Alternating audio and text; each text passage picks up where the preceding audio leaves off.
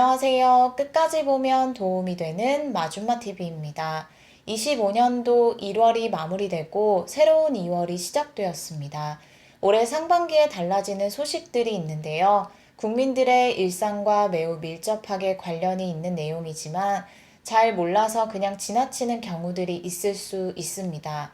몰라서 상관없는 내용이라면 괜찮지만 반드시 알고 있어야 하는 중요한 내용들도 포함되어 있는데요. 미리 잘 알고 앞으로 어떤 것들이 우리 일상에 바뀌고 새롭게 시행되는지 잘 알아두시면 좋을 것 같습니다. 그런 관련 내용이 궁금하신 분들은 오늘도 끝까지 봐주세요. 먼저 살면서 한 번쯤은 겪을 수 있는 부분으로 꼭 알고 있어야 하는 중요한 소식이 있으니 잘 확인해 보시기 바랍니다. 살다 보면 이런저런 이유들로 거주지를 옮겨야 할 때가 있습니다. 전세, 월세 등 임대차 계약을 새롭게 맺기도 하고 집을 마련하기도 합니다. 어떤 부동산 계약을 진행하던 중요한 부분을 차지하는 것이 등기부 등본인데요. 1월 31일부터 부동산 등기법이 개정되어 새롭게 시행되고 있으니 이제부터 체결하는 부동산 계약 시 잘 확인하고 알고 계시면 좋을 것 같습니다. 국민들의 절차가 기존보다 편해지고 계속해서 발생할 수 있는 부동산 사기 피해의 상당한 부분을 예방하기 위해 시행되는 개정안이라고 합니다. 부동산 계약은 시간과 경제적인 부담이 많이 필요합니다. 그중 하나가 등기소를 방문해야 하는 부분일 수 있는데요. 부동산 등기법이 1월 13일부터 전면 시행됨에 따라 이제는 관할 등기소에 방문하지 않아도 모바일 앱을 통해서 계약 현장에서 바로 모바일 등기 신청이 가능합니다. 등기를 신청할 때 필요한 행정정보는 행정정보 공동이용 연계를 이용해서 관공서에서 관할 등기소로 직접 제공할 예정입니다. 그리고 사기 피해를 예방하기 위해서 부동산 신탁 등기에 부동산 거래할 때 신탁 원부를 반드시 확인하라는 주의사항을 포함하여 안전한 부동산 거래를 위해 신탁 등기를 보완합니다. 또한 상속, 유증 사건의 경우 전국의 모든 등기소에서 처리될 수 있도록 합니다. 그리고 25년부터 새롭게 인상되어 시행하고 있는 또 다른 소식이 있습니다. 정부에서 시행하고 있는 지원 혜택을 받을 때가 있습니다. 개인의 상황이 달라짐에 따라 받을 수 있는 혜택이 바뀔 수 있죠. 받지 못했던 사람이 새롭게 지원을 받을 수 있게 되기도 하고 반대로 받았던 사람이 받지 못하게 되기도 합니다. 정부에서 올해부터 정부지원금 수급에 불리해지지 않도록 제도를 개선하여 시행합니다. 정부에서 소득이 많지 않아 경제적인 어려움을 겪는 가구를 대상으로 실질적인 소득 지원을 목적으로 시행하고 있는 제도가 있습니다. 근로자 및 사업자 가구를 대상으로 근로를 장려하고 소득을 지원하기 위해 시행하는 근로장려금 제도인데요. 올해부터 맞벌이 가구의 소득 상한 금액을 인상합니다. 기존 연 3,800만 원에서 4,400만 원으로 높여서 혼인으로 인해 장려금 수급에 불리해지지 않도록 제도를 개선하여 시행합니다. 이는 단독 가구의 소득 상한 금액 연 2,200만 원의 2배 수준으로 늘어나는 것인데요. 2025년 1월 1일 이후 신청하는 분부터 개선된 내용을 적용합니다. 다음은 3월부터 새롭게 달라질 소식인데요. 새롭게 시행되는 제도로 인해 우리의 일상생활이 크게 달라질 것으로 전망됩니다. 먼저는 많은 사람들이 이용하는 금융거래 서비스인데요. 계좌를 개설하거나 계좌의 비밀번호를 새롭게 등록하고 입출금 한도를 조정하는 등 과정이 필요할 때가 있습니다. 이때 반드시 필요한 것이 본인 확인 절차인데요. 계좌 소유주 본인이 맞는지 확인하는 것입니다.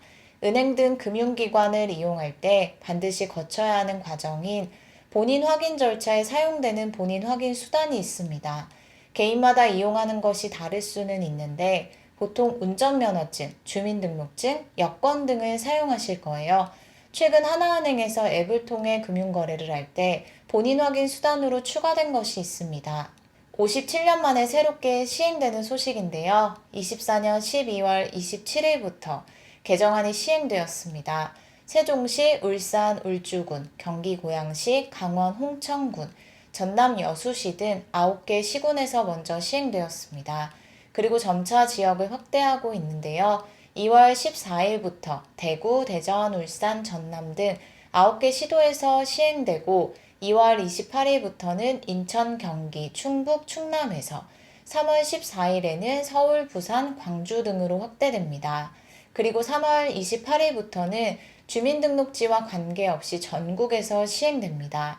즉 3월 28일 이전에는 앞서 말씀드린 지역에 주민등록상 거주지로 거주하고 계신 경우여야 하고 3월 28일부터는 전국에서 시행되어 주민등록상 거주지와 무관합니다.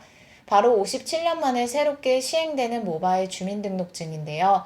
일부 은행권에서는 기존 실물 신분증뿐만 아니라 모바일 주민등록증도 새롭게 본인 확인 수단으로 사용할 수 있도록 확대되었습니다. 17세 이상 대한민국 국민이라면 누구나 신청 가능한데요. 3월 28일부터는 전국의 행정복지센터에 방문해서 신청하거나 또는 정부24 온라인을 통한 신청도 가능합니다. 모바일 주민등록증을 발급받으면 실물 주민등록증을 소지하지 않아도 실물 주민등록증과 같이 유효하게 사용 가능합니다. 신청 방법은 크게 두 가지인데요.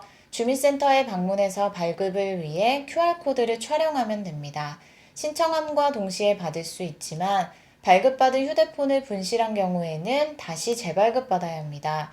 다음은 본인이 소유하고 있는 실물 주민등록증을 교체 발급받으면 되는데요. IC칩이 내장된 주민등록증으로 발급받으면 휴대전화에 접촉하면 모바일 주민등록증을 발급받을 수 있습니다. 이 경우에는 휴대폰을 분실할 경우 다시 주민센터에 방문해서 재발급받지 않아도 모바일을 통해서 간단하게 재발급 가능합니다. 모바일 주민등록증은 본인 명의 휴대폰 한 대에서만 발급받을 수 있고 운전면허증처럼 유효기간이 생깁니다.